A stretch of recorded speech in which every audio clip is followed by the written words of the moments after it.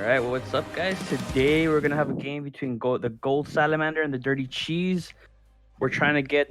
I'm pretty sure it was approved, but we're trying to get a jungle sub for the Dirty Cheese real fast, which will result in the loss of 2 bans, if I'm not mistaken. Okay. Um, and it was approved. There you go. I'm honestly quite interested to see how this is gonna go. For the most part, I mean, it's quite evenly matched in terms of rankings. They're all around gold level, nothing too different. Their play styles. I myself have not seen them too much. How about you, Autumn? I've had the pleasure of casting at least one of these teams a couple of times over the last season, and well, I actually think a good way to sum it up is the note left here in one of our super secret documents in regards to in regards specifically to the Dirty Cheese's 80 carry, and I quote, plays so aggro that it makes Wild Turtle look like a scared Janna main. Alrighty. So I expect blood. I expect Fury, I expect Fire, I expect ganks to go down on the bot lane. Jungle and top dynamic has changed. Jungle on the Dirty Cheese top dynamic has changed on Gold Salamanders due to some substitutions. But all in all, I mean, I'm looking here and legitimately, all right, Dirty Band-Aid's 30k for the Dirty Cheese has 96 kills and 20 deaths over the entire season. So that is insane. Yeah. A KDA of 9 flat. First of all, the amount of work you have to put in to get an even KDA like that. Second of all, that's a lot of murder. Yes, that is very much a lot of murder. It looks like we're hopefully going to be finalizing stuff here. We are waiting. We have Pro Draft up for us, and they are going through Pro Draft. Looks like we've already missed a ban here, and now Golden Salamanders. Yep. Smurf, quote unquote. I don't know. I've seen some rather hilarious fails from supposedly higher ranked players before. Oh, you see some funny stuff in these things. Don't worry. Yeah. Wait, there's a ban too? Yep, probably. Maybe. I don't know. I'm not seeing any nothing in the lobby chat at the moment. So no bans for both. We're going hot, thick, and fast into the no ban meta here. Alrighty then. Everything's open. Let's see what OP thing gets picked first. Exactly.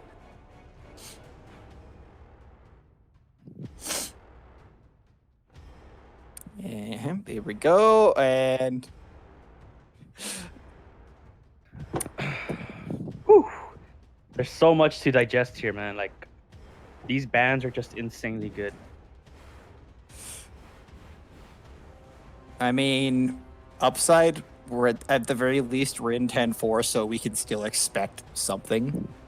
Like, we have an idea of what to expect with this, with an order like a ban, but at the same time, let's just be thankful for we're not in a 10-5. And here we go. Finally, we get a ban, and they use it on Morgana. Well, I mean, it's to be expected. I don't know. Maybe. If I'm not mistaken, a team can't lose all their bans, and most is 3 bans. After that, they can't use a sub or something. Yeah, after that things get weird. This is straight up the no ban meta. Let's go. And yep, Orn doesn't even. I mean, that's to be expected. 10.5, please come faster. And even 10.5 isn't gonna hurt him too much. If I'm not mistaken, they were just planning on lowering it down like his main damage by 3%. To be fair, this is actually okay to go into an Orn with a Lux and a Janna.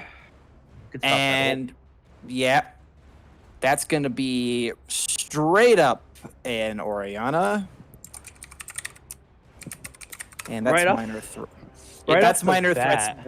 That's minor threats best champion, and also that's going to be a Senna. That's actually a good move to ban Zach there, just to remove potential ban carriers. So what I'm seeing out the gate here from Golden Salamanders is they want stay the heck off me, stay away. I don't want to deal with this. And then Zach. I don't know about that. The Zach kind of feels off to me on this one. On TDC side, Ornn, Orianna, Senna, that's actually pretty good. Kled, Master Yi going down to the bans. Master Yi ban makes sense. Screw that champion. You know, if he's absolutely crazy when he does his thing. Kled is Kled, and he is known for disrupting many plans. Offering the Caitlyn here, and yeah, she is taken away. Although I don't understand why when Senna's already locked in. Like Senna's pretty much solidly an AD carry at this point. Well, nice there try, is. Riot. Yeah, Senna is still strong as a support. She will still be played. They just run Athene's Grail on her now. I believe they run it on her in every role she plays now. Yeah, well, Athene's is good on any champion that can provide a healer or shield that also can provide a modicum of damage, just due to how the item works. There was a while, especially post Ardent nerf, where it was the healing item of choice. And then they finally gave Ardent back some of its stuff. And ooh, the Swain hover, and the Swain is locked in. That's actually an interesting pick. Now we're coming into the weird stuff. Xin Zhao coming out. Good early game jungler, likes to skirmish and fight, and can prove himself useful and survivable in the late game through team fighting. And that's just the thick lad. Nautilus coming back in. This is like the third game of Nautilus I've seen today. That's a Yasuo hover. That's a Yasuo lock in. So not a lot of range here for Golden Salamanders. Outside of, you know, the giant laser cannon. But I mean, I see what they're trying to do, but there's just other champs that can do it better. I mean, if you're gonna run a Janna, you might as well run a Malphite topside then. Yeah, I do not agree with the Janna. Her ult does not synergize very well with the rest of the team they got going on there. All she'll be able to do is a tornado. I think I'm not sure on this one, but I think Janna's ult does count as a displacement, so that might be able to trigger Yasuo. I believe so. But the thing that I'm more concerned about is because it expands and pushes away. Wouldn't it spread them out too much for his ult to hit multiple people? Potentially it does. It potentially, except for it doesn't necessarily push enemy champions in different directions. It pushes them in the direction, you know, basically on the radial they're on. It's a little weird. There's some weird math involved in how that ult pushes you. But long and the short of it is, depending on what vector you're on the ult, it will push you in that general direction. Which does mean, yes, you can actually end up with like a single degree of separation, actually ending up with like 30, 40 degrees off when the ult's all said and done. It's really weird. I mean, honestly, I would have to give this one to the Dirty Cheese. Their team comp just makes way more sense, and it's easier to put in than their team comp. Their team comp at least does something, right? Like it wombo combo all in one target. Yeah, like at the very least, they can do that. Senna is probably the absolute worst team fighting AD carry in the game. Bite me on that one, but like at least she's an AD carry, so she can at least, you know, tap a thing every half second maybe. I think if they're able to delay this long enough for Senna to get into her late game, then and she's able to get all her souls, yes, then it's terrifying. But before then, she's honestly not much of a threat. Senna, I think, yeah, Senna basically exists. Now, what I'm curious about is, are they going to do the double support item shenanigans with bot lane, where you have Nautilus, for example, actually not even double support, it's literally the AD carry will take Spell Thieves or equivalent, right? Yep. Sickle, and then the Nautilus just straight up farms for the first 20 minutes. While Senna just picks up souls, because Senna's soul drop rate is much higher if she's not farming. Exactly. If that happens, by 20-minute mark, she's going to be terrifying from how many souls she'll have. Depending on how well there are in getting them and just making sure they get all of them, she should have around 50% crit and quite a bit of AD by the 20-minute mark. Yeah. Now, interestingly, and this is rather unusual, by the way, as we're going into the actual draft here, neither team decided to ban troll bans in the actual ban phase. This is like the perfect time to do that because you know those bans don't mean anything. You just don't ban anything you know they're going to play. You can just have some fun. I mean, I don't know Oh, well. about other teams, but mine just does it to make it go faster. Exactly. There's that too. But you know what? If you have the ability to spell something out, by all means, spell something out while you're doing it too. Anyway, we're locking this in here. So far, we are seeing Swain is going top side, and the Yasuo is actually going mid lane. So that just raises even more question marks because that means that we have a Lux Janna bot lane. Maybe they're gonna swap them around. The mind games are still running. Maybe, but I don't know. Realistically, at this point in time, like I can kind of see that by absolutely needing, because like you absolutely need some form of range in that bot lane. You really don't want to be a Yasuo going face first into a Nautilus, but at the same time, like that lane does not have any escape or really any ability to fight in the long term. No, they do not, and they're relatively squishy as well. Even if they do have double stacking shields, I mean, if they get caught, they don't really have enough base armor to survive anything. Honestly, they don't even have the base.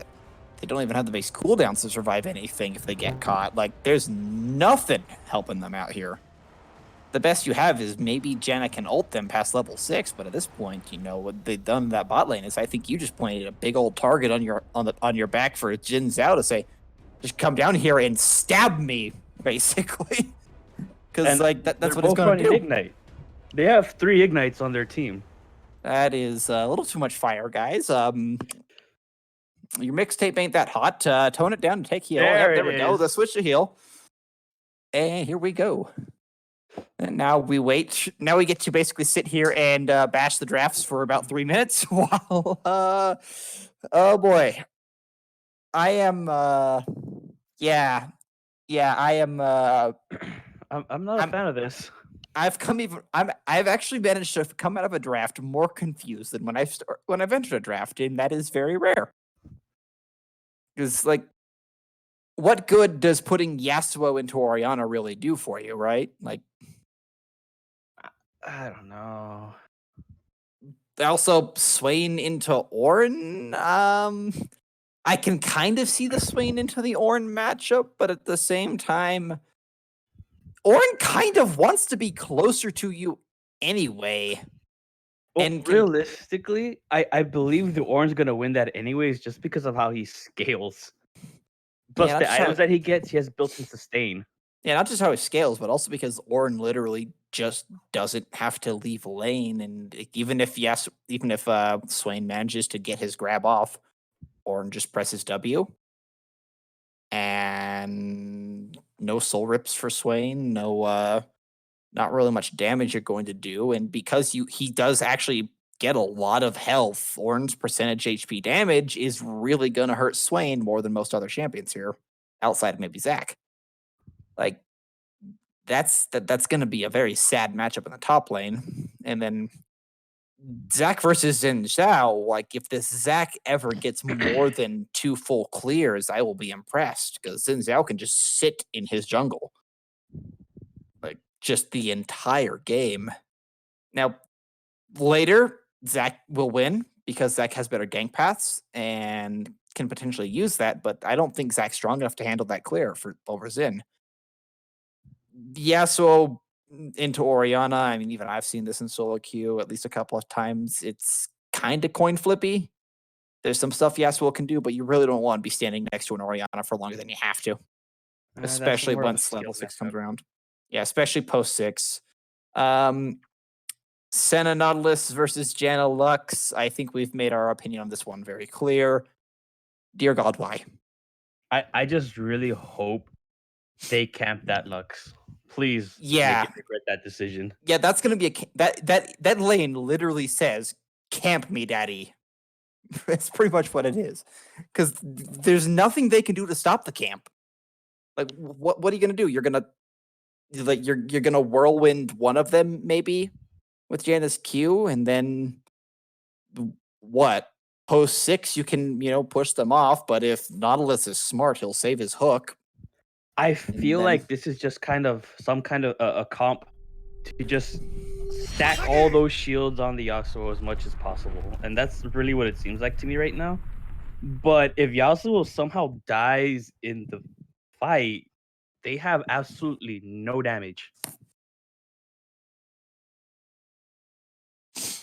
let's see here. We gotta do a quick skin check. Except for the Yasuo, who even his base skin is edgy as all crap. Pretty good so far for one side. And then the Darkstar Orianna for Minor Threat. That's a classic.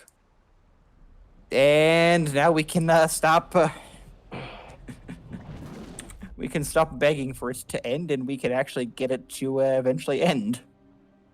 Once. Yep. We're just waiting for the game to load in here real quick. Honestly, if they wanted like this AP bottom lane, why didn't they just go Ziggs? Yeah. No, Ziggs I think would have been pretty good there. It would have been the better option in almost every way. Even a Soraka would have made this lane at least a little more tolerable. Exactly. Oh, here we go. We're spreading out. Yep. We're there at 20 seconds, and looks like we're going a 5-man for both. A little bit of a delay on the Senna. 30 seconds until minions spawn. Both sides are stacking 5. Orianna doing a little bit of clever scouting with the ball, and so far it looks like no major actions to be had here, at least early on in this game 1. I mean, realistically, So I will say something, and here is one potential benefit of this bottom lane of this Lux Janna. That is, yes, it won't be able to do anything in the 3 versus 3, but in a 2 versus 2, yes, you can actually do quite a bit, especially since Lux does have pretty good wave clear. The problem is the thing you can do, and that is you can shove minions and tornado things. and die. Just die. Yeah, especially if they get the dive on you, yeah. Like, once Janna's 1 disengages out pre-level 6, she's in for a rough time here. And we already got a little bit of trading going down in mid lane, first of all. As the CSing just begins, well, Swain stayed back, decided to help Zach, that's still fairly healthy clear there for that first clear. But he's going to be going down 3 CS, and already in bot lane, the CS discrepancy is starting to pop up there. 3-1 CS already. Basically, the entire wave cleared out. Now, interestingly enough, Senna did not go for the sickle, so they're not going for that strategy. And neither did Lux and Janna, and they could technically double spell shield as long as you're not like up 20 CS or some odd. There we go. There's the first engage. There's not really much they can do to stop this. That's a flash burned already. That was honestly a really bad setup from the Golden Salamanders side. They let them shove that lane in to get that level 2 advantage on them, and it already cost them a flash. Yep. And it looks like overall, I mean, things are going well across the board here. Xin Zhao is attempting to push in Zach, and he's already starting to invade heavily. Does get some ward on it. Zach's red side is completely cleared. So he's going bot. Xin Zhao looks like he's going top. He may be considering a gank here. Looks like he is. Yep, Xin coming in behind him. There is no vision of this, so Swain just needs to push a little bit here. And yep, here we go. Zin's going in. Orin is ready. He does get the knock up. That's a flash burn from Ornn. But from Swain, and that's a little bit of extra damage as well. That's a good gank there. That's definitely a successful return gank coming in. They are aware, looks like, of Zach on the bottom side there. He does take that Scuttle Crab. Then Zhao's gonna kill murder the other Scuttle Crab. Poor old Scuttle Crabs, nobody cares about him. And Zach's very much considering a gank, but no, he walks away instead, just leaving a ward in that bush. Now, here we go. This is where this lane actually might be worth its while, because Lux was able to get a good amount of poke down onto the Senna. So I think that's definitely one thing they can do. But at the same time, Senna can eventually just heal that up, you know? Yep. Plus, with all her free stats, she's a little more free on itemizing towards magic resist. So eventually, it won't be as big of a problem for her. Yeah, I mean, they can afford to go... Like, Senna can afford to back this wave. 23-9 in CS in bot lane. I mean, I would like to know that the CS differences in mid and bot are starting to really get away from them. Yeah, that's a little... I mean, okay, the mid one is a little expected just because of how good Minor Threat is on that Orianna. He is... He's an expert on the champion. He knows it very well. And Yasuo has always been one of those matchups that's like, you really don't want to. That's a rough trade going on in mid lane there as Yasuo tries to clear out some CS. He is forced to use the wind wall, but he's down to half HP, and Orianna's sitting pretty on most of her health and a good chunk of her mana. Swain, my friend, you are incredibly low. Ornn could consider a turret dive here. Does think better of it. Swain is going to be forced to back, though. Probably forced to burn his teleport as well. And there's just a lot of advantages here stacking up for the Dirty Cheese. Honestly, this bot lane should try to freeze that lane and just ask Ninja to come. Like, there's no reason for them to be pushing this. It actually looks like they have a little bit of a freeze going here from the looks of it already. It's not the best freeze in the world, but it looks like, you know, again, you're on a cannon wave, so it's kind of push or no push there. And they just completely zoned them out. Yep, they back off. They lose even more XP. They lose even more gold. And at this point in time, I'm almost thinking it would have been better for Lux to have taken the Spell Thieves. I completely agree. Yeah, Nautilus shows up here, by the way. Just literally bullies his way into getting a ward in that bush. Yasuo almost dies due to trades with Orianna.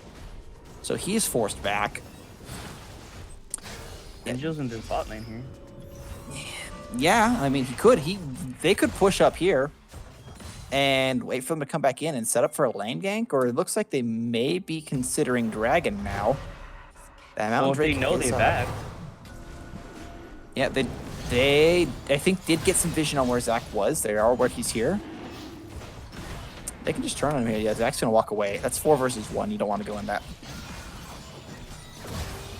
Really good use of those back timings that they saw there on the side of the Dirty Cheese.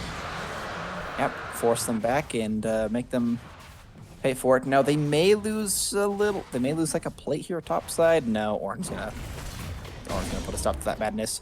And Xin Zhao looks like we're gonna get a little bit of gank in mid. Yasuo walks away. That's getting a little close there, buddy. He may try to turn on you here. Looks like Minor Threat wants to back off. Oh, fight's going on in the top lane though, as Ornn gonna smack smack Swain for a little bit. Yasuo and Xin duking it out. Sword versus spear. I don't know about you guys, but at this point, I think I'm liking the spear a little bit, right? If only he was level 6 at least.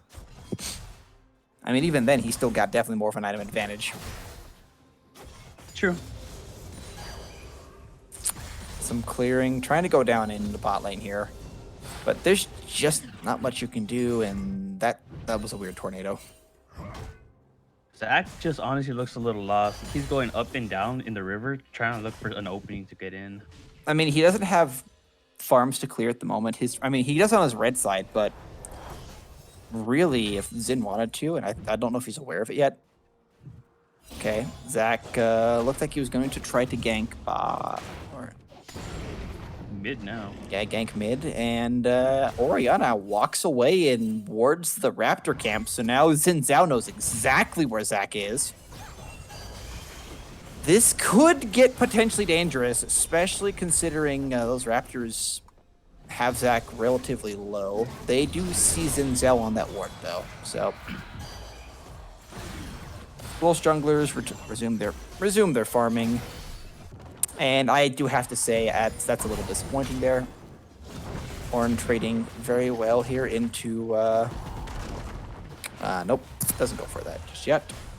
Ornn trading very well there into Swain. And really, at this point, it's kind of just a CS lead.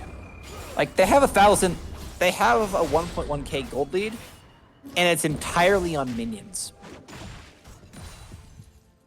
Yeah, I mean, it's just that lane difference in the bottom trying to show up a little. Oh, Sen threatening, but they're really not going to do anything with that. They're never going to try to fight them. Never mind, Janna gets caught out! She might burn down here. She doesn't. Instead, the railgun comes out, and that's first blood down. Yasuo goes in for the fight, but that's a lot of HP down. He has got to leave here. He wind walls the ball. Xin Zhao does have flash. Oh, here comes the Ornn Horn. He decides to go back in, but that is suicide, my friend. He did not have flash. There is no way he's getting out of that. And they are actually tower diving. This is going to be a trade here. 1 for 1. But in the end, that trade still goes down to advantage of the bot lane. And Senna comes out alive, albeit barely. So, we finally get some action. Janna looking to try her luck here. Yeah. A little greedy there on that overstay. So, that happened. That still does not equalize that bot lane in the slightest. And there goes Herald. Yep. I mean, we kind of expected something like that to happen in the bot lane where they just dive them at this point, but I think even if they did get that goal, it wasn't good at all. But even if they did get that goal, I mean, Janna's the one who got the shutdown. That's an excellent barrier there, and Yasuo, he is going to be able to get the trade over. He has Conqueror up now, so this is just going to basically be a slap fest, and Yasuo wins that with Conqueror up. Such an insane rune there. I completely agree. Plus the ability to turn that 20% crit into 40. Yep. And here we go. The fighting's finally started. They do still get plates off of that from Rift Herald, though. So, not the best use of Rift Herald. They probably could have planned that dive better, but they still at least get money out of it. Probably not more than like 600 plus gold that just went to a Yasuo, though.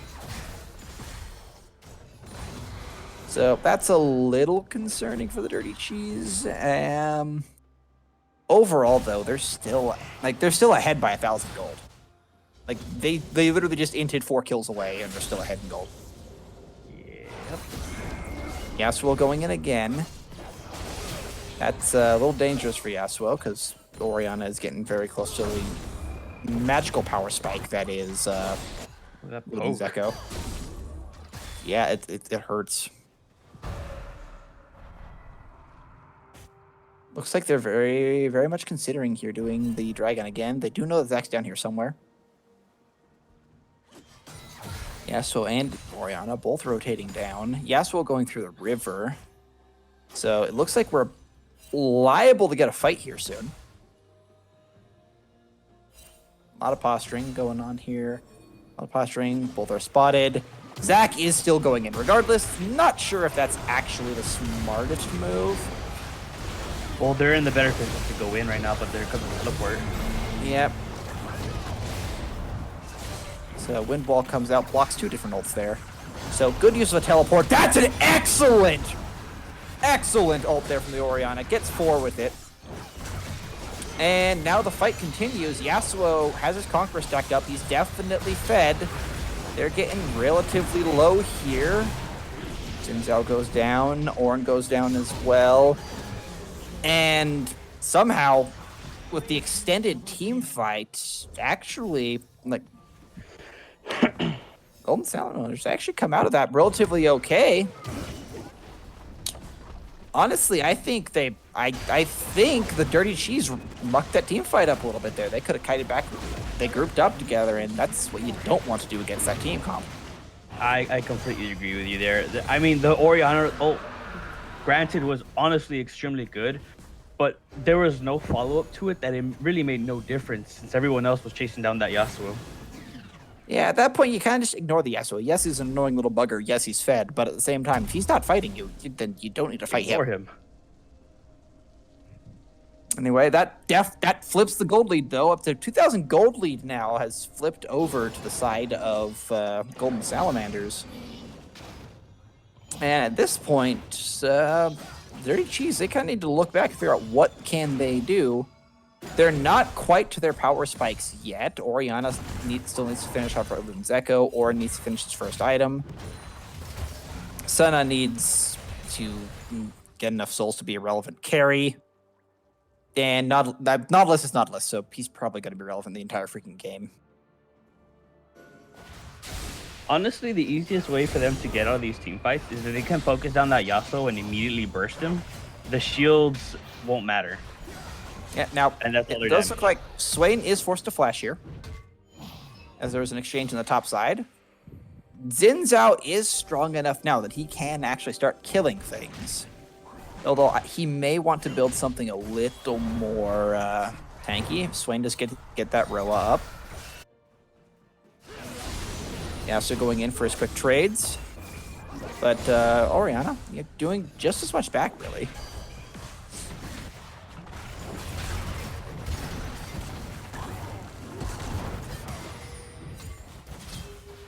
Some of these Ornn combos getting looking a little messy there, but at the same time. Okay, that's the ult coming in there. That's the Ornn Horn coming in as well.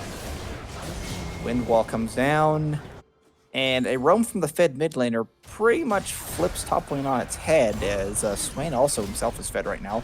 That's some good lockdown there onto Lux. Lux is forced to leave with the flash. Jenna is also forced to flash. Orianna gets the first turret in mid lane, though.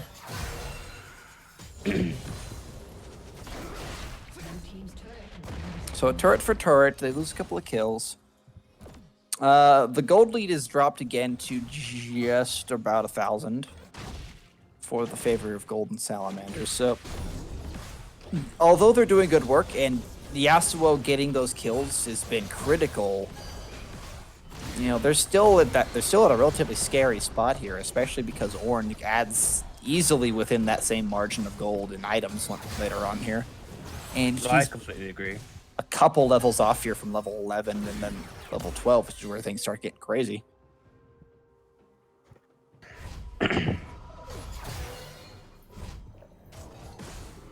So at this point, I think Dirty Cheese really just need to calm down for a bit, not take as many fights, focus on their objectives if they can, and just wait for their scaling to kick in, because when it kicks in, it's going to kick in hard.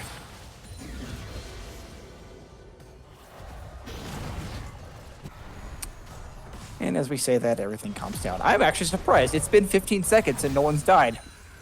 Right? There we go. That Rift Tail does go down, though, in favor of the Dirty Cheese. Yasuo is going... Yeah, Yasuo is going in on the Ornn. That is a very good ult. Yasuo goes down to Xin Zhao. Zach comes in to try to intervene in this fight, and then just not close enough on that railgun. Ornn's going to take a little bit of hurt, but he's going to be able to dash his way out. It's quick speed up from Orianna, and the Ornn leaves. Zach is not really going to... I mean, he's going to do everything in his power here, but this is borderline suicidal as Zach is forced to flash away. Bit of an overchase there. They lost the Herald, and they lost a lot more gold for it, as that is a big shutdown that went down to Xin Zhao. And the gold is pretty much evened out off of that, because that bottom is going down. I mean, almost exactly even. Literally 200 in favor now, in favor of the Dirty Cheese. And they're going to take this time here to reset, and they're going to get some more vision into that river. That dragon's coming up soon here, too. It is an ocean dragon, so we do have an ocean rift as well. which means lots and lots of honey fruit, lots of bushes, and one of the most downright annoying dragon souls to have to fight for either side. Just due to the sheer amount of sustain they can have, especially into a team that wants poke in the form of that Lux, in the form of that Swain.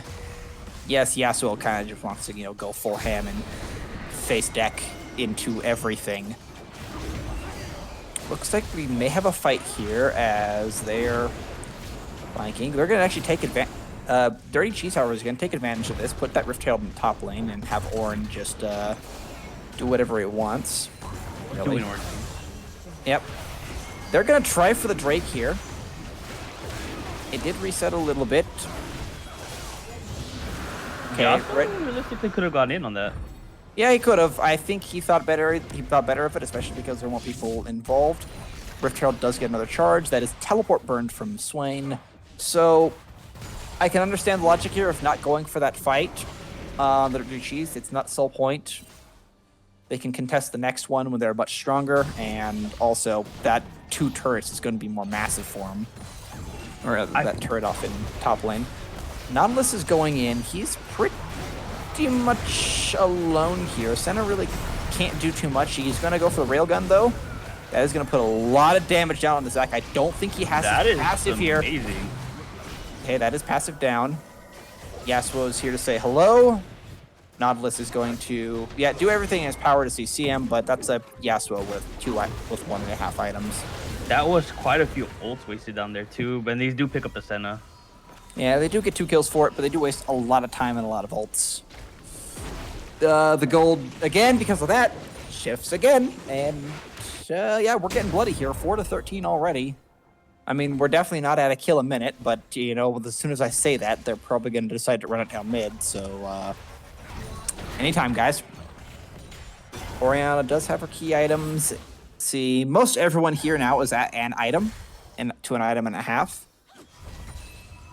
Except the Janna. And I'm not even sure what Janna's building with. I think she's building a Ludens. Yeah, that's it. That's interesting. I completely disagree with it. Yeah, same here. Janna does not really benefit from damage items very much. She benefits much more from, like, if you're going to build a damagey item, Athene's is better for her. Ardent, obviously. Redemption is god tier on Janna. And hilariously, Shirelia's. Yeah, I can see that. Make the speed boost even better. She already speed boosts her team around. She's basically a walking cloud shrine at this point. So, yeah, that is the Luden's Echo that does come in. So everyone is at 1 item here. Yasuo's at 2 items, which is a little scary. Senna also at 2 items, though. And the ornate items have come in as I see an upgraded Abyssal Mask on the Ornn. So now we get to see what goes down here. Yasuo's probably going to be able to fight this quite easily. Ornn doesn't really have any armor just yet. Yeah, Yasuo doesn't want to risk actually going into an Ornn, even though he probably could easily solo him with that minion wave. The Dirty Cheese honestly needs to just stop with their attempt at initiating on the Janna and Lux, like they've been doing earlier, and just go back to focusing for those objectives. Their macro play was a lot better than Golden Salamanders earlier on. Yeah, for sure. And their ability to actually contest those objectives with their team comp is definitely stronger than it is for their ability to dive. If they have to fight, it's still a matter of you focus the Yasuo. He is going to be their single biggest asset right now. Lux and Janna, they had their chance, but they're even with these bounties, they're still behind in lane. They're still behind, to their lane partners. As far as we do, that's a good Janna ult. That's not a good Janna ult. That's a good Orianna ult. Janna has not ulted yet. That passive should still be down. Yeah, Zac passive is definitely down. That's why he used that stopwatch of glory, and he got knocked up during that. Swain very close to going down here, is relying entirely on healing. They will get out. Nobody dies. And there's the Janna ult to heal everyone up as well. Actually, one person did die. Ornn is dead in the bot lane. 1v1 by Yasuo. Rip Ornn. You faced a samurai.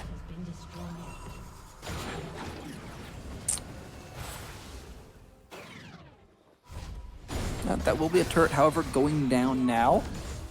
And the gold leads up to 3,000. So these fights are not benefiting the Dirty Cheese at all. No, they are not. I mean, Senna barely hitting the 30 stacks of absolution there, so she doesn't really have much of her free stats. Just 15% crit, 25 range, and 32 damage.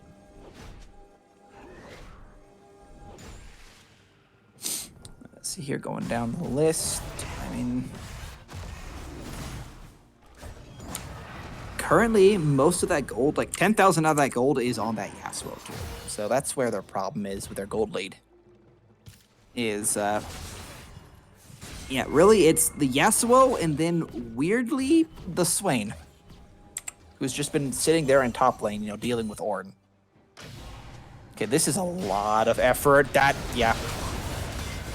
You can try Yasuo, but that's 4 versus 1. That's exactly what they need to do. I hope they realize in that last fight that if Yasuo isn't there, they don't have the damage to realistically get killed. So Lux tried to go for a kill. Horn does come out, though. It's a pretty big knock-up onto everyone. The Wombo combos are going through. The Orianna damage is coming through. Even the Senna damage is coming through. That is a double kill. That's actually an ace, and that's going to be the Ocean Drake. And it's throwing that gold lead again, almost 2,000 gold. Yep, these fights are going back and forth and back and forth. This is worse than a freaking metronome here. Tick-tock, tick-tock. Let's go, boys. And from there, they're going to reset off of that. Doesn't look like they can really push much more, but they can definitely put those lanes into a better position, and they can get some vision out as well. The Dirty Cheese played that, honestly, almost near perfect. They did exactly what they needed to do. They got rid of the main target that had the gold and all the damage, and after that was done, they just cleared up everyone one by one. I honestly, that was extremely well played. Yeah, definitely showed their team fighting prowess there as well, especially when in those close confines where this team comp of theirs, you put an Orianna, Ornn, Senna, Nautilus, and Xin Zhao in a close quarter situation like that, like the Xin Zhao will just knock that one person up. They're suddenly stuck down there. Orianna will throw the ball in with the Xin Zhao as he's diving in there. That's 4 people caught up into an ultimate. And then they have an Ornn. And what do you do about that, right? Like, what do you do? You're getting run down here. Your Yasuo just got picked because Nautilus and Senna happened to be on the bot lane at the time. What do you do at that point? You back away usually. Yeah, I agree with you. I don't know why they overstayed that. They gave up more than they should have. And it looks like they're... Yeah, so Gold Salamanders know about this. They don't have a fast Baron. Zac could try to... yeah, see, they know they're clearing it out now. That's a lot of damage, and Lux explodes! That is a well-needed pick if they want to get this Baron. Yeah, that forces them back. Yasuo is not there to deal with this. Their wards are in here. Now, yes, the Orianna ult is down, but now they have Ornn there sitting, just waiting, and Xin Zhao's already on the other side. Yeah. Railgun comes out as well, giving up heals and shields. Yasuo gets in the center. That's a pretty big ult, but it's not enough. Xin Zhao goes down. Senna picks up the Yasuo. Senna picks up the Zac. And it looks like Orianna's going to pick up the Swain as well. Janna's going to run for the hills. They're not healthy enough to finish this Baron off, but they are healthy enough to finish off this top lane turret. Excellent team fight there. Excellent use of the Baron as a bait mechanism for the team fight as well. And Lex respawns just in time.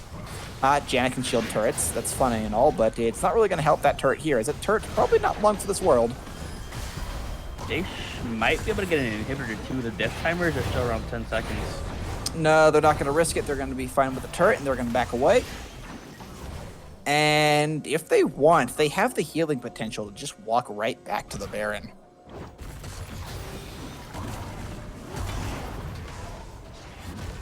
Golden Salamanders honestly need to stop going in once they know one of their members has been killed.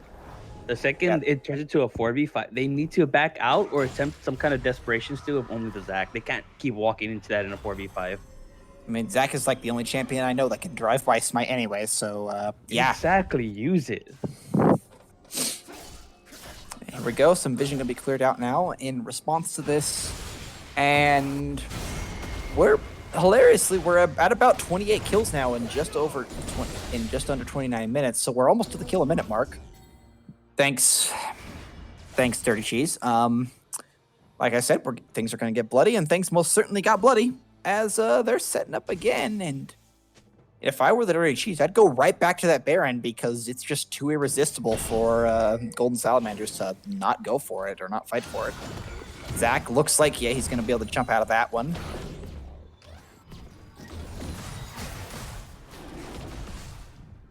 Yeah, just doing their preparations here. Baron pit warded by both sides, so there is vision on it. Both sides are aware of the potential shenanigans, and that dragon pit is coming up soon as well. And this being an Ocean Drake, by the way, does make this a little more infuriating for both sides involved because there's just so much more bushes to ward here. Blue side has it a little bit easier because they just need to clear out 2 wards instead of... They really just need to do like those 2 wards in the bush, and then they don't need to worry about behind the pit. But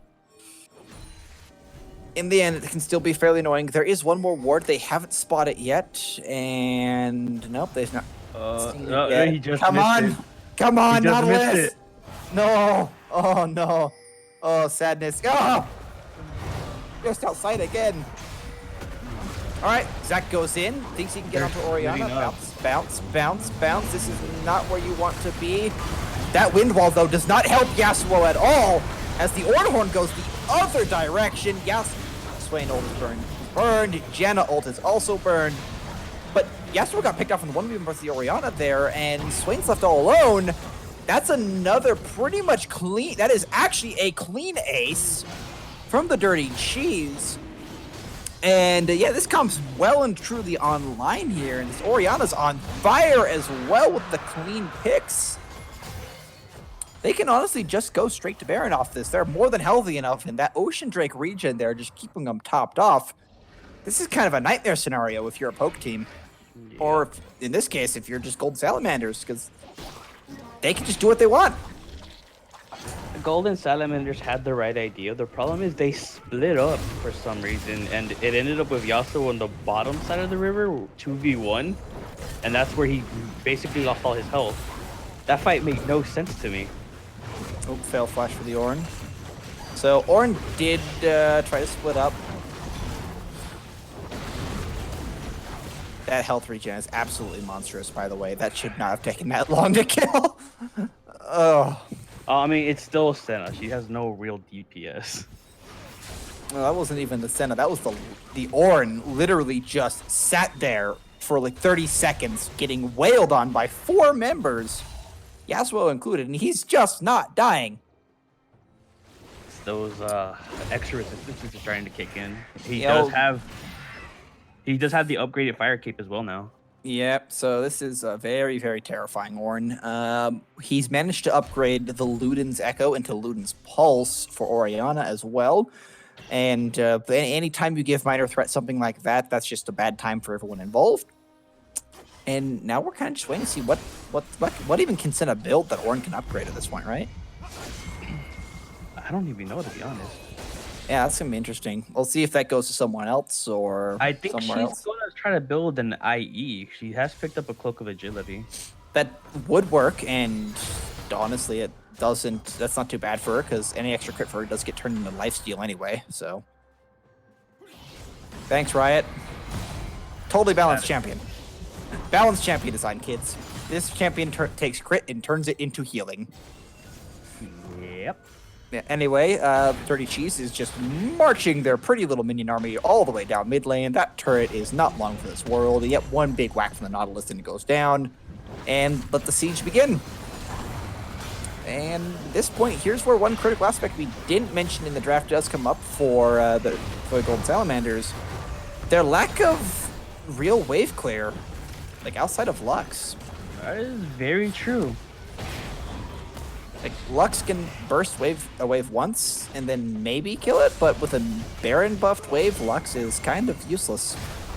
There's a lot of poke going down here. Zach does try to go in. That's not where you want to go, though, and he's going to go right back into his passive. Yasuo tries to go in, gets knocked up, gets stunned down, or an ult comes out, knocks a Jan up, so there's no help in that. Swain is in the middle of everything. His ult is up, but he is healing, but he is also getting burned down faster than he can recover. Lux ult does come down as well. The big laser cannon comes out, but that's not enough to save them, as that's a quadra kill for the Senna. And with these minions in base, super minions coming online, and the Baron buff, that is game. Yeah, that is GG. I really do hope that the Golden Salamanders change up their playstyle a little bit. Honestly, they still had a chance to win this game, but they kept going into the weirdest fights and trying to force 4v5s.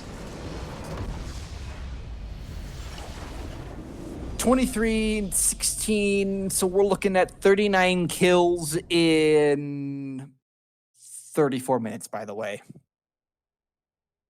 Let's look at this damage chart real fast. Yeah. Oriana just went away with that damage there, followed up by Senna. I mean, I said it before. Minor threat on this champion is absolutely insane, and if you let him do what he wants to do on it, or better yet, if you just let him have the champion, then you're gonna regret many things.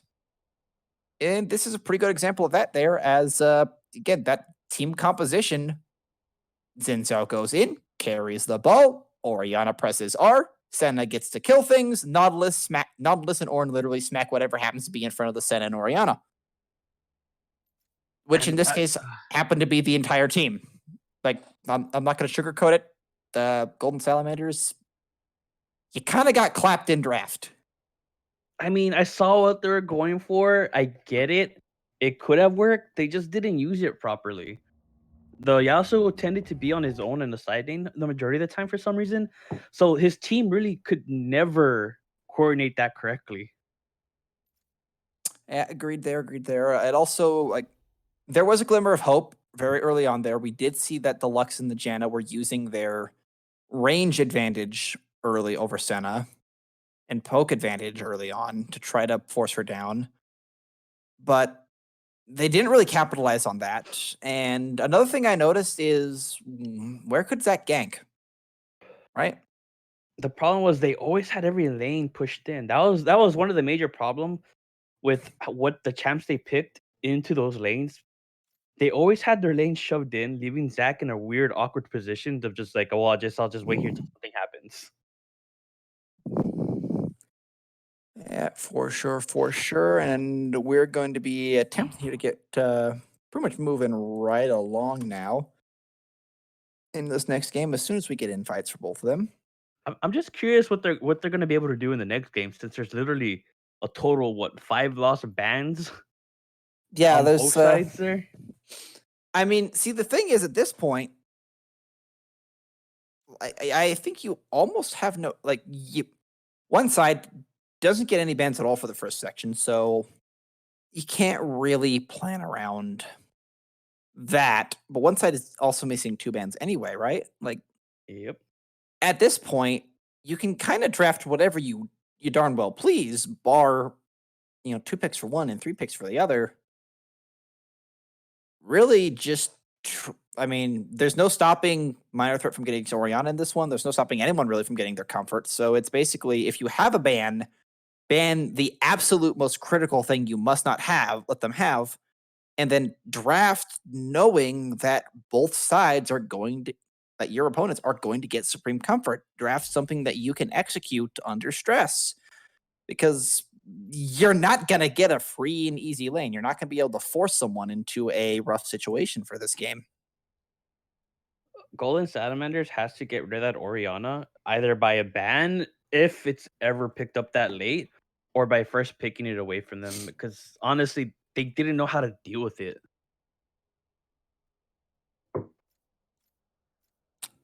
All right, ladies and gentlemen, we'll take a bit of a break. And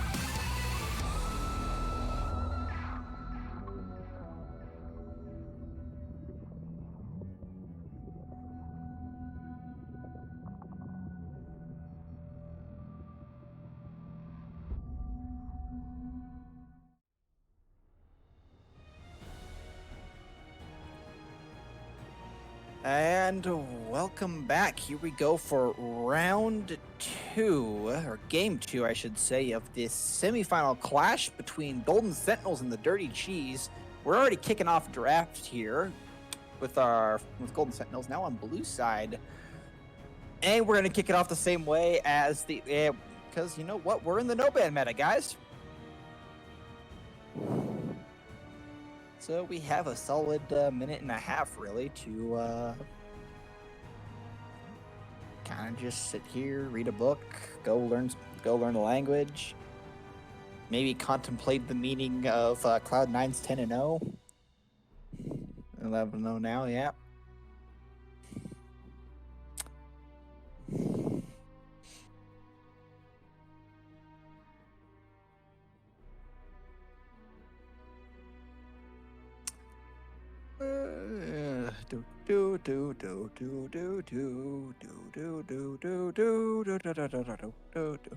Yeah, it's gonna be a while before we see anything meaningful, but if anything, we should definitely see a couple of adjustments, at the very least, from Golden Salamanders here. They, not necessarily in their bans, because you can't really adjust. You really can't adjust not being able to ban anything, but you certainly can adjust your picks there. Blue side does mean that they at least get a priority now, whether or not they're going to pick Ornn or pick something that is actually a functional bot lane. I don't know. I'm certainly hoping that we'll end up seeing Ornn here, probably.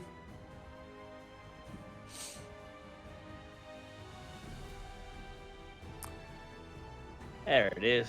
Yep, and we're still just waiting. There we go. Golden Salamander is going to be, again, just waiting out the bans here. But, yeah, we really just need to, like, this is one of those weird games where just due to the sheer amount of bans lost, you're into a situation where your draft, draft is always influenced by lost ban. But in this case, you may as well blind pick. And, well, there we go.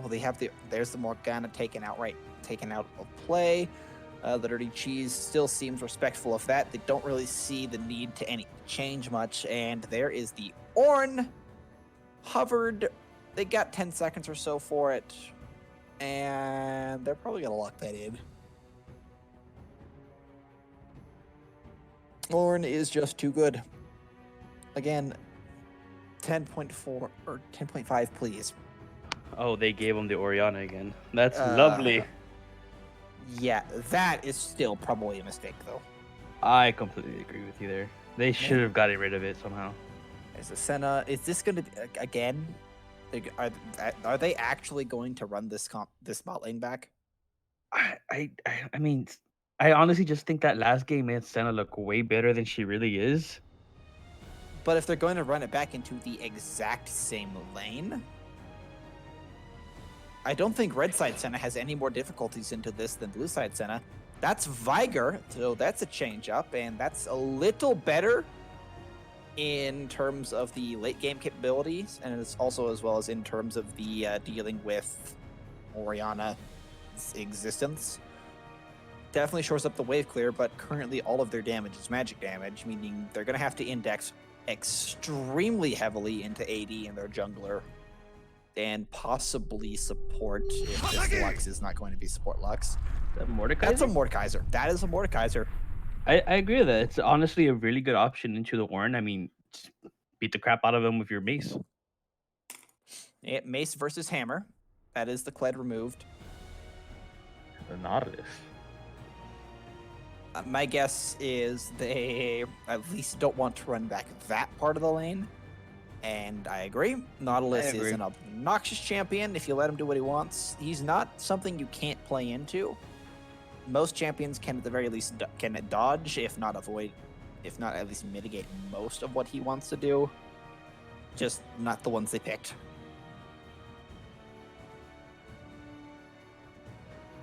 That's the Amumu ban. I agree with that, because that just denies them the ability to force an engage. Right now, you only really have Ornn who's forcing engages, and his follow-up is a laser cannon and an artillery piece, basically. Leona ban. Kind of the same reason you banned the Nautilus there, although I think Leona isn't as strong, and... I swear to God, if I see Janna again. I mean, I wouldn't be too sad to see a Janna Senna lane, really. That just sounds obnoxious. I'm talking But about nope. it for the Golden Salamander. Yeah. However, that said, Mr. Steelio Girl himself has stolen Lucian's girl, and they're going out on a date to bot lane. Thresh Senna. That's Dear actually heavens really above. deadly. That's terrifying. That is welcome to Hook City. Oh, okay. So there's this new support thing going around that they build that static item, the attack speed one, to get the free 80 damage. And with Thresh, since he's scaled off of AD anyways, and you're most likely gonna max your flay, you'll end up doing about 200 damage in the lane every so often with your auto. Yeah, no, you literally just you take Sickle and that's an Aurelia. This is spicy. I'm actually a little okay with this, and that is an Aurelia. So that's their answer for the AD. Now the question is that the Aurelia in the bot lane? Or is this going to be some crazy crap like Viger Lux, which... I could see Veigar Lux being the thing, but it's the same problem as last time. I mean, if you get hooked, you die. Yeah, now, the difference here is at least Veigar has the ability to... The baby cage. Yeah, say nope, but at the same time, if you get yoinked into that cage yourself, Veigar, you're kind of doomed. Yeah. They really Also, have something for that double AP. amusingly- Yeah, also amusingly, and here's the thing on that one, Thresh can actually knock Kayn back into his own wall. And also out of his wall. Like, it's kind of... It's a sad time to go into a Thresh as a Kayn. Well, I mean, that makes sense. Yeah, here we go. The draft begins, or rather the lack of draft. Come on, guys, just speed this up, please, by, just ban Teemo. Nah. You gotta be polite. Oh, come on. No, at this point, you know, what's the number? What are two L champions they're not going to ban? Because at this point, you know what? They can just do lull, and it's fair. Both sides having a good time either way, though. The alternative is you can just ban the spell out your own team's initials. I've seen that before, but you know I've also seen in with the introduction of the 5 bans, I've seen the EU teams and All Stars spell out NA lull as a ban, which there's that too.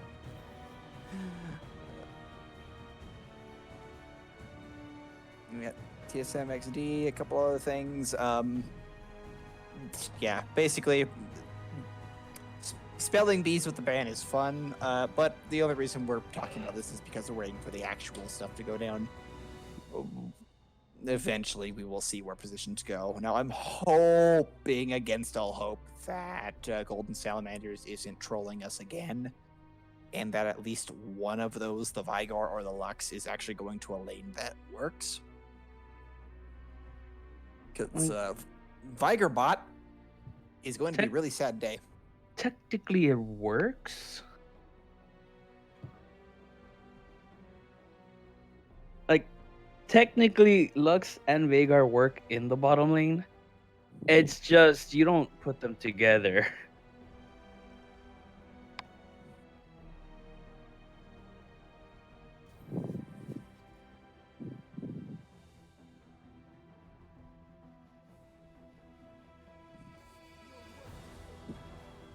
And there we go. The old Morganaban. There goes the Ornn locked in. Mordekaiser are locked in. So just about the only 2 champions that actually make sense in their respective lanes are locked in place here. Xin Zhao can confirm jungler. We expected that. Kayn. I swear, the last time I saw Kayn anywhere other than jungler, they were actually inting that is Irelia mid, or Irelia mid into or Well, that's a good change. sort of. There's a little bit of a problem though for Irelia. Oh, without a doubt. Yes, I think if I'm correct, I think her her shield does work against magic damage, but the problem It does not. Yeah, it doesn't It's work not on that anymore. anymore. Yeah, it got changed. Oh, jeez. Yeah, that's right. That was changed a while back. So basically, effectively what's going on here is you're walking into a shooting gallery as this Aurelia with a shield that can't even stop bullets. It's okay. She's gonna be Neo. Yeah, you're going to have to dodge. Like, you're going to have to dip, dog, dodge, dive, and dodge everything in this lane if you want to survive as Aurelia. Because Orianna won't make it easy. It's not as bad as Snare Sisters, which I think that's specifically what they're banning out here when they're banning the Morgana.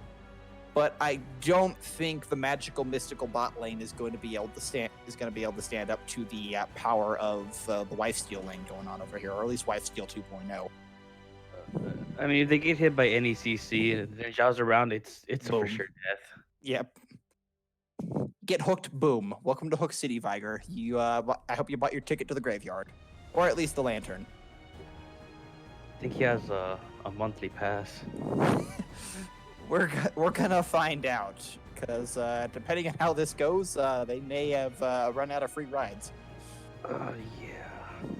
That's gonna be a really rough game for them again, because they honestly don't have much of anything to go in with again.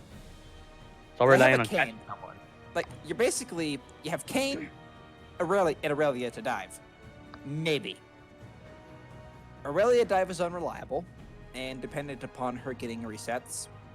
Kayn dive with Assassin, though scary, is unreliable due to it being Assassin Kayn and kind of just being meh at best, right? So you have really no choice here, just because of the presence of effectively 3 bruisers. You have to build Red Kayn, otherwise, like, you go in as Assassin Kayn, you're just gonna get yoinked by the Thresh and explode due to lack of HP. So that's a little iffy. Ornn can go in, but the last time I saw an Ornn go in, he also died in like 3 seconds or less. Which, to be fair, dying in 3 seconds is still about average for a tank, but at the same time, Ornn's no good to his team if he's diving in the front line. He kind of wants to be sitting there, smacking stuff. Doing orange stuff with a hammer. Yeah, basically, this team has to kite, and they're going into a team that itself doesn't really want to dive anyway. You have a Senna and a Thresh who kind of just want to pick from bush. You have Orianna who doesn't care either way. You have the King of Metal himself who will literally yoink you out of existence to take you to the playroom. And from there, you're just going to get dunked around every few seconds until you're dead. Yeah, just about the only one that wants to dive here is Xin Zhao, and I don't see how you, like, outside of picks, maybe, like, the one advantage of having at least a Viger in this comp is, at the very least, you can pick things from darkness. That's really it. Yep. They definitely have more damage, but they're also, like, you shut down any one of those, or any 2 of those 4, and they're kind of all conveniently grouped up into nice little packets of XP and gold. The other side just has to Mordekaiser just needs to index into one of those, and he's unkillable. So there's that too. Like, this is a really rough situation here for Gold Salamanders. They gotta really work out, really execute to make this work. No, I completely Not saying agree. that it can't. Yeah, not saying that it can't work. I do think that they have a chance very early. Because I think early on, I favor the Lux early damage. I favor Aurelia's mobility early to at least potentially threaten or pressure Orianna, and then roam. And then if that Kayn isn't trying to fight Xin Zhao every minute of every day, then something's going wrong. Anyway, we're winding on downhill. The countdown is pretty much done. We'll load into game, and we will get going for round 2 here of the semifinals. I'm kind of hoping Golden Salamanders turns this into like a 1-3-1 split push kind of comp. Because Lux, Vagar, Kane can get the pick. Aurelia is going to be decent in the 1v1 side lane, so is Ornn. And that's literally all they got going for them.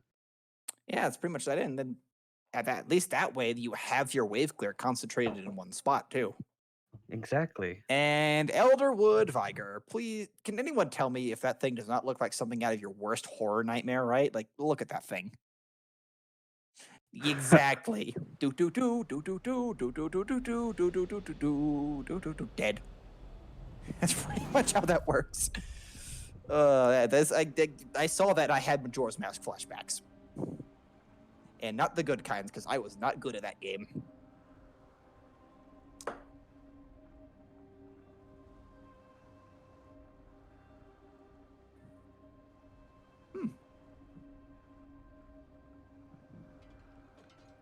All right.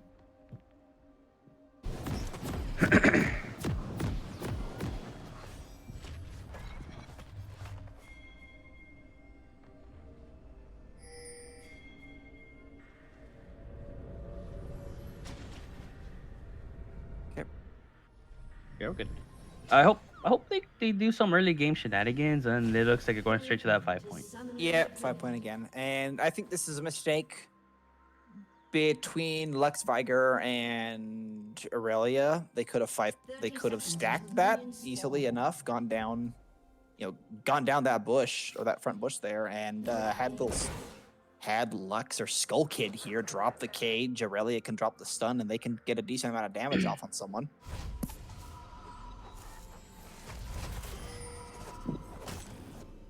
However, it does look like they're ready for this, and even Thresh and Senna also have a very, very good level 1, actually. That's not one that I really want to face alone. Same with Mordekaiser.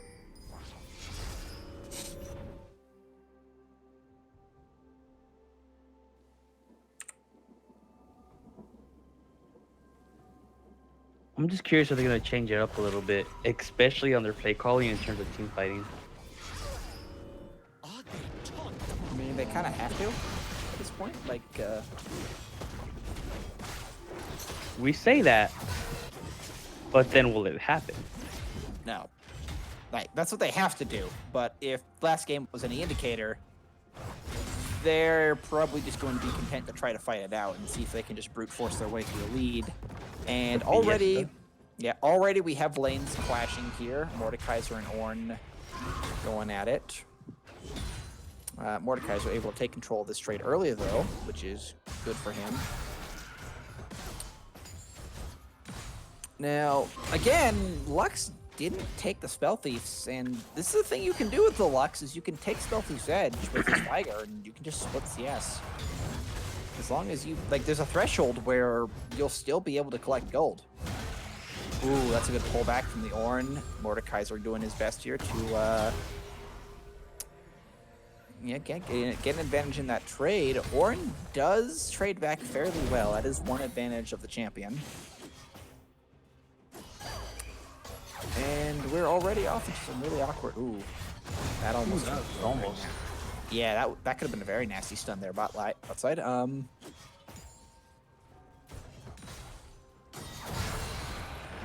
Yeah, Baby Cage goes down. Senna walks slightly off to the side, avoids all of that damage. It would have been nice if it hit. Oh yeah, it would have been a lot of damage if it hit, but it didn't, and now they're basically just gonna get perma-shoved. They're just prepping the gank here in the mid lane. Definitely looks like it. They don't see him. Okay, Aurelia's committed now. That's not where you want to go. She tries to run away here. It was a good attempt at a bait. I just think he threw down the slow on himself a little too soon. Yeah, just a little too soon there. Now, to his credit, I think if Xin Zhao commits the flash, you at very least burn the flash off of the Aurelia and can come back later for that. But but it is still either way a good idea. Now, he could have potentially gone for the invade here, but no, he's not going to. Even though Xin Zhao in his current state, he's just going to wait again here. Aurelia's pushing up, but not really getting an advantage. Does go for the knockup. That's a lot of damage down. That's a stun. Ooh, so close. Kept alive by the potions there. That was impressive damage getting put down. And all he has is the machete. Yep. The only thing saving Aurelia there is her stun, which she does get out just in time. However, that does force her back, and Minor Threat already had a small CS lead. That's only going to grow in this mid lane from that gank. So, excellent return gank there. Good, smart of Nutcase there to actually return when most junglers would have gone back doing something else. That's a good hook onto Viger. He pulls in, flays him back. Baby Cage not good enough. First blood does go down. Xin Zhao is right up there for it.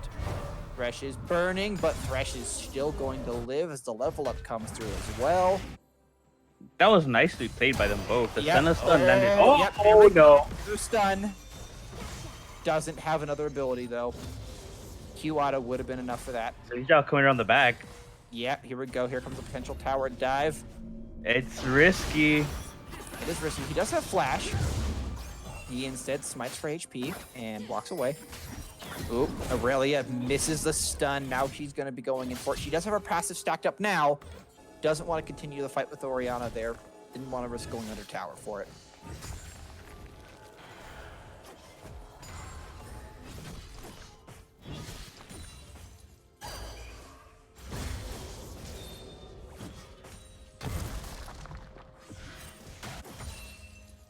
And that action, yeah, we've calmed down just a little bit, so we've entered a little bit of a lull state here. Minor Threat probably wants to back off because Aurelia can kill him here. Oh yeah, without a doubt. The second he hits 6, he can all in that. It doesn't even need 6 from that. Technically, just basically 2 Qs off of that, 2 Qs into a stun, maybe with a W you can do, and Aurelia could easily survive that and kill. Not sure if it's like the execution barrier is fairly high on that one, but it's definitely doable. So, hilariously, Ornn being Ornn is up in CS and doing okay in this Mordekaiser, so that's what we expected there. Gold is just about even, about a 600-ish, 700-ish gold lead over in the favor of the Dirty Cheese.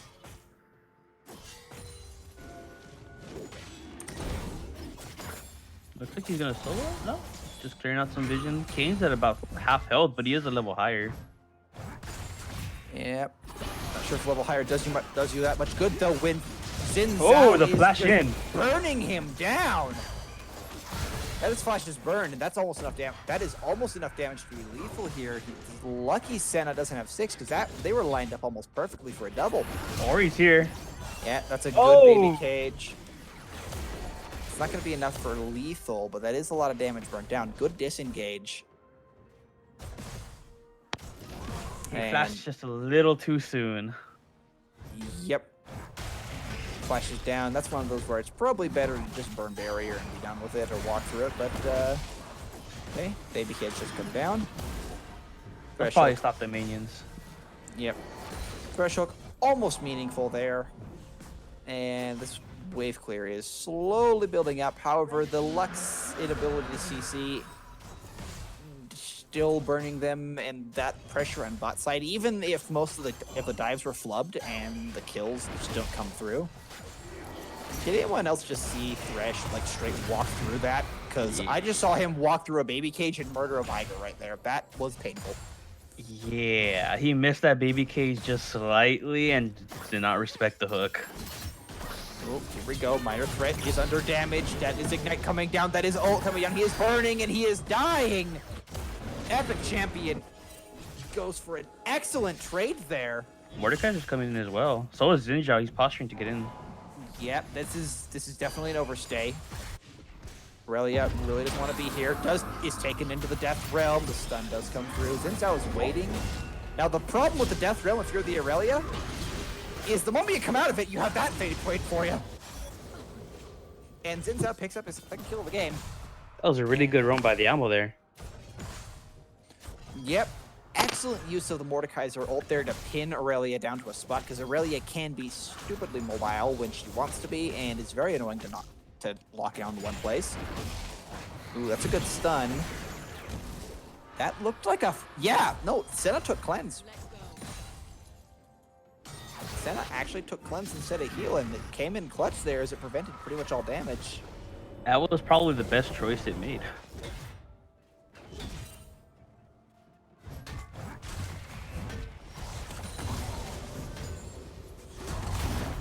We're going in for a little bit of a trade here, but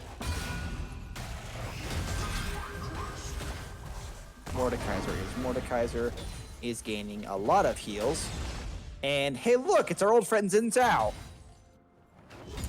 He's just here to see the minions off, and he's going back into his jungle. By the way, That I should just be a free rift.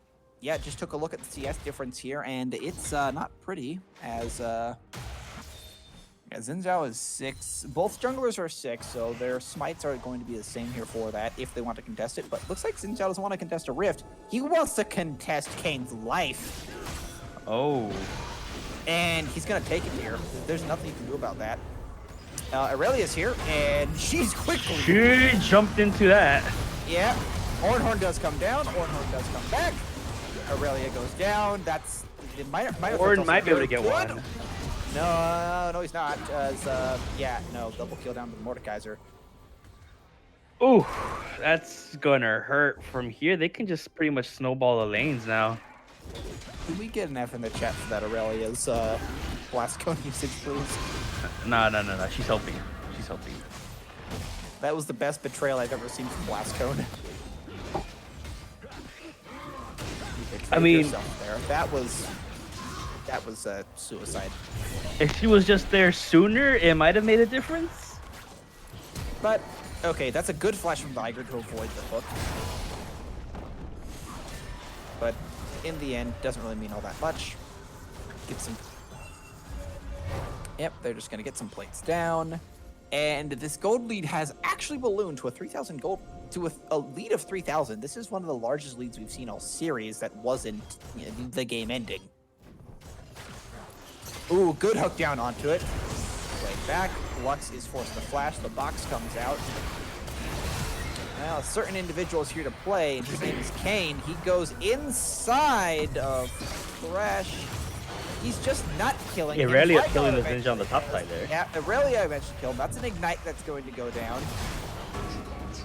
Kane is traded back in return. Ornn is running away from Mordekaiser. There's not enough health here. Yeah, I don't think there's enough health. No, he's gonna get pulled back. He's gonna get slammed down. In the end, the trade is 2 for 2. And Senna just dancing around these skill shots here.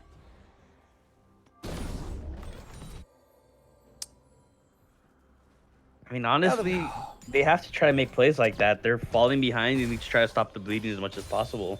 And the best way to do that is to try to 4-man gank something.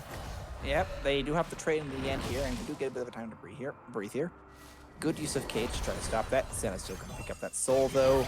That's dead. I don't think you can kill her, Fresh. That is a lot of dead right there. Yep. So that's a potential pick, and yeah, Xin Zhao goes right in. There's nothing Aurelia can do. She gets the stun, but a quick flash knockup, and Aurelia goes down the mid lane again. And there's Rift as well. Yep. Kane trying to stop this, but the damage is just too much. Ooh.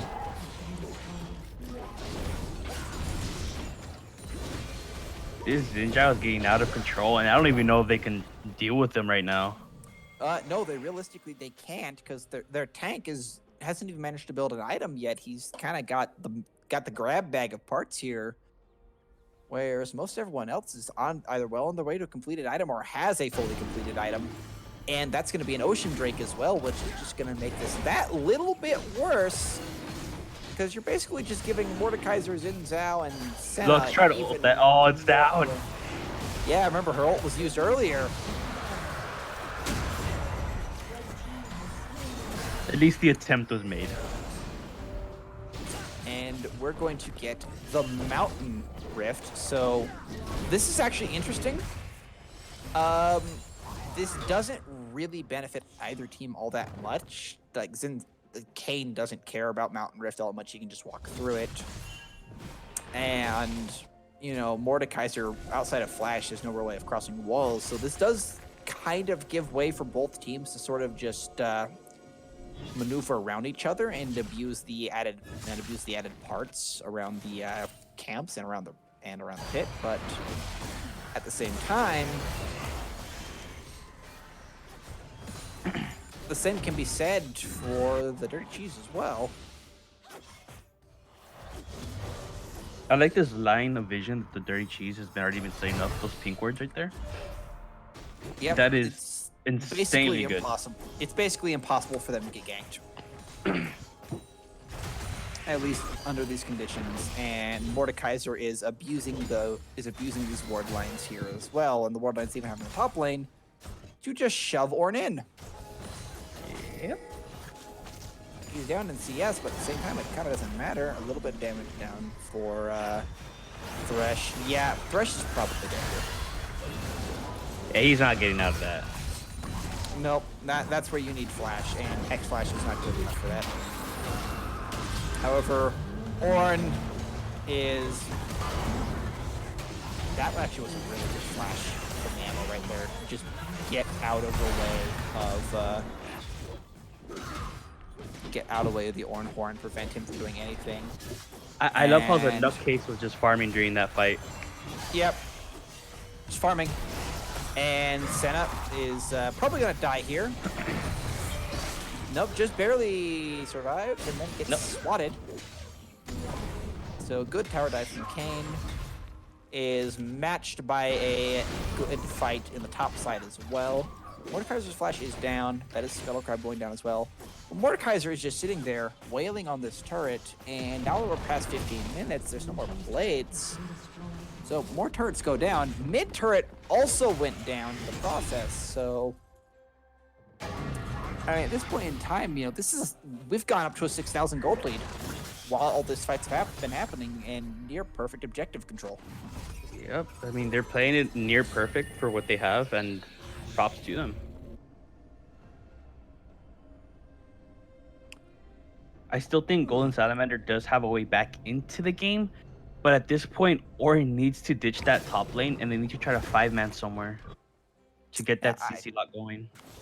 Definitely agree, and I don't think Ornn should have been itemizing for lane there at all with that Abyssal Mask. I think it might have been smarter for Ornn to itemize for the eventuality that is going to be Senna and Xin Zhao, because Mordekaiser's not here to fight you. Mordekaiser's here to keep you in the lane and make you worried. Oh, Kayn. That's good. He's going to avoid a fight there. There's for the time being. 2-level difference between the Nutcase and Darko trailer there. That's huge in the Smite battles. It's also just huge in the stat battles here, because that's like that is an over 600 gold difference in stats. We gotta give them hope. Like stats are insane. To be fair, a lot of shutdown gold available as well. You can kill Xin Zhao, you can kill Mordekaiser if you get them in the right position, so that is some potential gold there. Their bottom lane is scaling, and Veigar is an infinite scaling factor, as well as all of their wave clear that can exist from it. So there is a way for them, and there is a world where they can park Lux and Veigar in mid lane or wherever they need to, and just funnel farm and gold into those two champions. They honestly should have gone... oh my god, I forgot what it was called.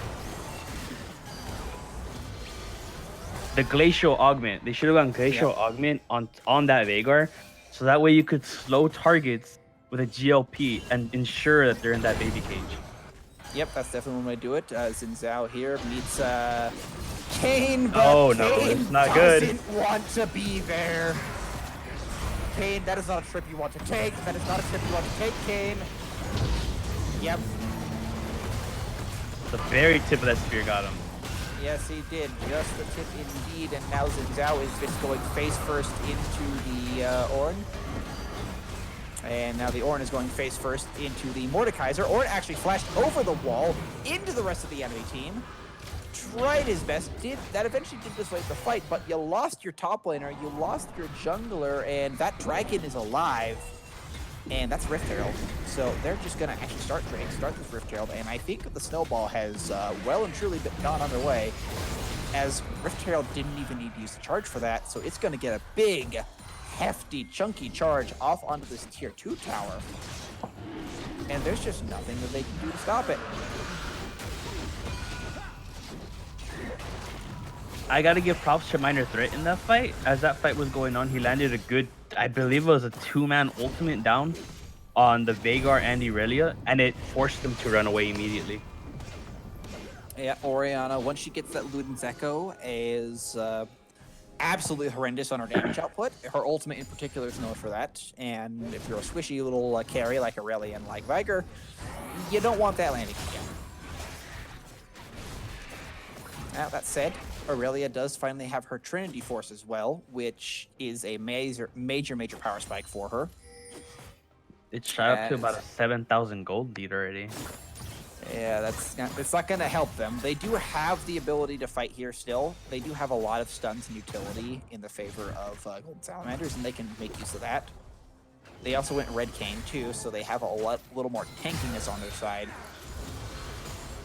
But at the same time, it's just a matter of can their ability to play match their ability to stat from the Dirty Cheese, and that's where things are getting a little bit dicey. Brianna and Irelia are coming down to this bot lane as well.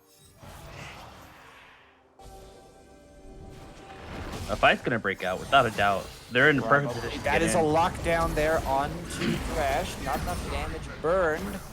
The Oriole missed. Yep. Okay, that's a Thresh hook that does go down, though. Thresh is very heavily damaged, and that's a laser beam from downtown. Knocks the Thresh down. That's a quick kill for the Golden Salamanders. And now they're going to try to siege his tower down. They may be able to do it and dive this turret here. They do go for it, and Kane just explodes.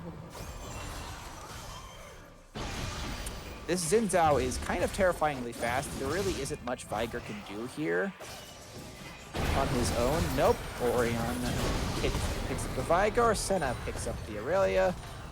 So they traded 3 for 1, which is not good. At the same time, they also took the tower for it. And this is the issue with Golden Sentinels had, is they have to trade now anyway. There's no way they're getting away with clean fights. That's a good binding from long range, but no beans for it. It's just going to be damage. I mean, on the bright side, even though if it did lose more members, there really wasn't anything else on the map. Kane is actually just forced to flash by encountering out there. So, yeah, this is not good. This is your jungler has been put out of the game here situation at the moment. Ooh, good knockup. What comes of it? It's now a 3-level difference, and there's like a 43 CS difference there between Something the junglers. along those lines, yeah. It's also just this absolutely massive 450 gold bounty that is currently on this Xin Zhao's head. 650. That's 450 for the Mordekaisers. My eyes are bad. It happens. Age is hitting us. Oh no, it's not an age thing for me. I wish. I wish it were an age thing. Oh, that's not a fight you guys wanted. And Horn is dead. Horn is just dead. Yeah. And the Ram carries his spirit away into the abyss. As as the Dirty Cheese can just go and take Baron here at the leisurely pace of their team complement to take it at. Yeah, that should be a free bear no matter what. Even if they do attempt to contest it, they're so far behind they can't even fight them correctly. I mean, it looks like they're considering it. They should go for the desperation seal at best, but to fight it, it should Minor be threats. Yeah, Minor Threat locks him down. Kane is locked in place. This is actually an interesting fight. Oh no! Here, but Really good hook.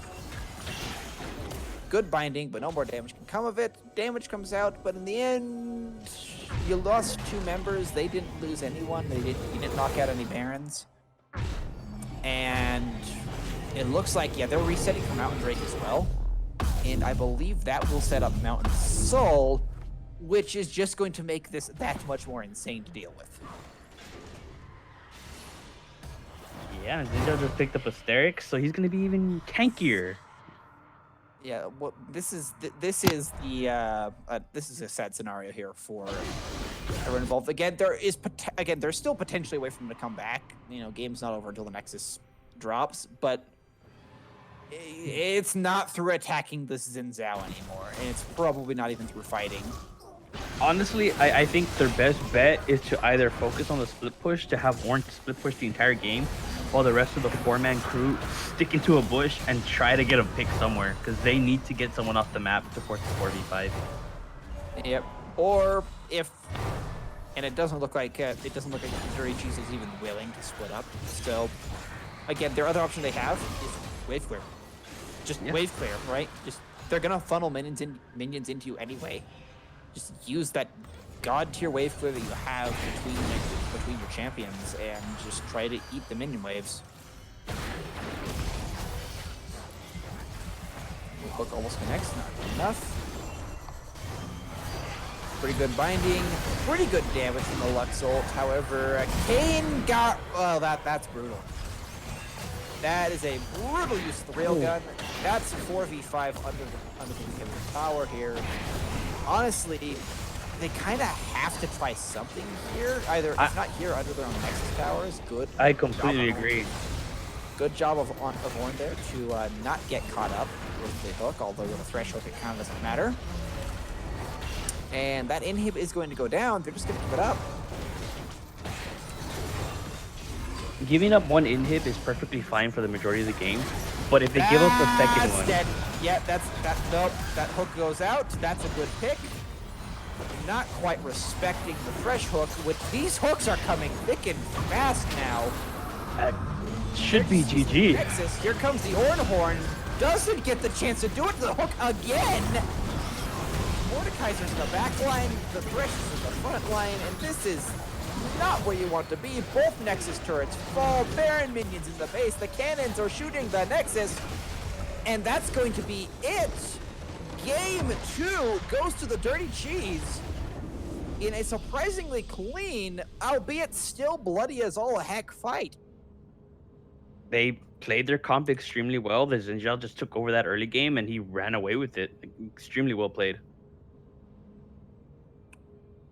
Yeah, I'm definitely going to say jungle, you know that meme in solo queue, jungle difference, better jungle wins. I'm not going to say, going to talk about jungle skill here, but definitely the fact that the Xin Zhao just enabled his lanes and was enabled by his lanes to do his job The really Xin swayed that. damage chart right now is near the top. There's literally only a 2 damage difference between Mordekaiser and Zinjao. That is actually insane. Like, that is just how much work was put in between those two. As far as, again, the Dirty Cheese knew who their primary carry was. They knew what their win condition was for that game, and they knew what to avoid to not fall into any lethal pit traps for them. And I will say, Golden Sentinels, or Golden Salamanders, not Sentinels, Sentinels another team, Golden Salamanders, they gave it, they gave it their best chance. They gave it a shot here. They definitely, they were on the cusp of their team comp coming online, at least reasonably for some of their, for their bridging champions. I just feel like in this situation, honestly, again, the difference happened in the jungle here too. Between the jungle and the mid lane. Mid lane was actually contesting Orianna just fine. Top lane was holding out just fine. The difference between the two of them was two of those lanes had a Xin Zhao one of those teams had a Xin Zhao going in every 5 minutes and saying hello, while the Kane wasn't really anywhere to be found during most of that game. Zinjao did a really good job making sure that he kept track of that Kane. That's pretty much what happened. They just always knew where Kane was, and the second he saw him, he killed him. And that prevented Kane from getting any farm or actually getting into a lane more often than he should have. Yeah, for sure. Now let's see here if we got anyone willing to do a post-game interview for us from the Dirty Cheese. Let's see. Anyone else? We'll let you know if we get one of those set up. Really, the only other analysis we have off that, like if we just go down to stats here as well, and this is actually a good thing to look at too for a winning team here, is take a look at their vision score, right? Viger, vision score of 44. Yep. Okay. Viger is a vision score 44. Lux had a vision score 20. Aurelia had a vision score of 9. Oof, right? Yeah. Hello. Hello. What's up?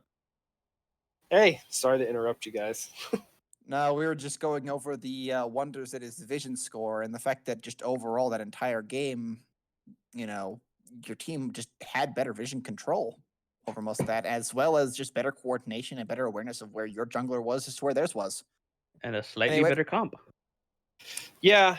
So our jungler went Mia, and the nutcase stepped up, and in like the very last minute, like when we pulled the sub in, the nutcase played on the same team as Minor Threat and Saxman Rios last season or not Saxman, Dirty Band-Aids. When I was playing jungler and the nutcase was playing top lane. And as a result, like we had to talk through it with each other like a whole lot, right? Like, cause like he's not a normal jungler. So we had to be like, okay, this is your next camp and this is the camp after that. And so there was a lot of communication between him and Minor and bot lane on where we wanted our jungler to go and be, because it was basically the jungle pathing was like a team effort. I mean, Nutcase obviously did all of the mechanical stuff of it, but I think it was more of a much more focused group effort than if we would have had Cheese Nub in there in the pathing aspect. All right. Well, I mean, did you guys prepare for these guys in any sort of way? Did you expect that Lux? Yes. So so if we would have had our normal jungler, I'm going to shout out right now that Golden Salamanders, our bot lane hates playing your bot lane. They don't like the dual mage opponents. They seem to struggle with it. Now we've made them practice into it a few times to make sure they try and get it down. But when the first time we faced them was in week 1, when Lux was banned because of the bugs that was going on with her. So we didn't have to worry about it in week 1 when we played them. When they nearly beat us in one of the games as well. So we knew that it was coming out, and when we lost our bans, we were like, shh, we're in trouble. Which mage do we want to get rid of? We chose the Morgana because the binding and the shielding ability. So we knew the Lux was coming, and our bot lane, I think, did a pretty good job knowing about it. So they want to give it like shout out, like the Lux and the Vigor and the Janna. They were extremely annoyed, and especially particularly in game 2, they were pretty happy that I was able to put a lot of pressure on the top half. Right. So that Xin Zhao, is that like something he plays, or is it just again something that the team wanted for those particular games? So actually, if we had our normal jungler, Zach in this matchup would have been like a super highly contested pick, because both of the junglers play Zach. But the sub we brought in doesn't play Zach. So we went through a couple of junglers, and it was something where it was, what is the least, okay, this sounds terrible, what is the least mechanically required champion, like micro wise, so we can work on team play and team aspects of moving around the map and working together. And so that's why we picked the Xin Zhao, kind of based on how their team comps as well, because we knew we needed someone to engage, but they had a lot of we also needed a bit of a protector as well. So Xin Zhao can do a little bit of both. Yeah, it worked out. I think it was a pretty good choice, and the early game he completely took over in both games, and it worked out really well. That's what he does, right? But he has to play aggressive. If Xin Zhao doesn't, then he falls behind. He doesn't get his gold. He doesn't get his items, and if he doesn't do that scaling, so we have to play that aggressiveness. We want to give a shout out to all the junglers in the Freljord division for making our team focus on early objectives, such as Dragon and Rift. Our team, that was something we struggled out at the very beginning of the season. And all the junglers in our division have been very team focused and heavy objective control. And it's made our team put a higher priority on that. And so throughout the season, we developed into looking to require that out of our jungle position. And so that was something as a team we could focus on and help dictate, maybe not dictate, help direct Nutcase as he, was also giving his feedback. Definitely, he subbed in really well. So I'm proud about that. Yeah, I agree. Autumn, you got anything to ask? Not really, as pretty much what you just said. What you said there pretty much sums up the entirety of what I was seeing and what my thoughts on the game.